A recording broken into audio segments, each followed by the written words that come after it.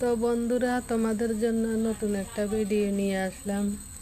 তা আমি এখানে বেগুন ভর্তা বানাবো, নিয়ে আসলাম বেগুন ভর্তা রেসিপি। তা আমি বেগুনটাকে ধুয়ে গোল করে কেটে নিয়েছি।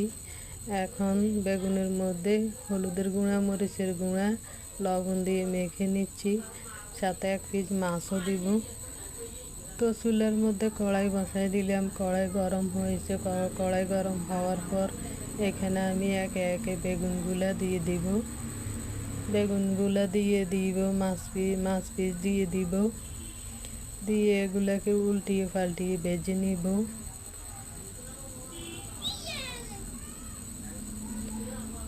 তো ভেজে নিয়েছি। ভেজে নেওয়ার পর এখন এগুলোকে আমি তুলে নিব, একটা প্লেটে তুলে নিব।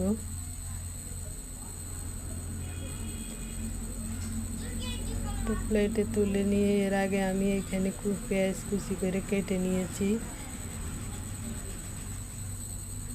পেঁয়াজগুলোকে কুচি করে কেটে এখন আমি শুকনো মরিচ দিয়ে এগুলোকে আমি মেখে নিব।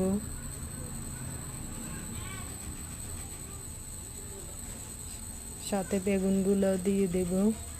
বেগুনগুলো দিয়ে মেখে একটু সরিষার তেল দিব। বেগুনের চারমাগুলো ফেলে দেব। মাছের কাঁটা বেছে মাছটাকেও একসাথে মেখে নিব। এখন একটু সরিষার তেল দিয়ে দিব। ব্যাস, আমার ভর্তা রেডি।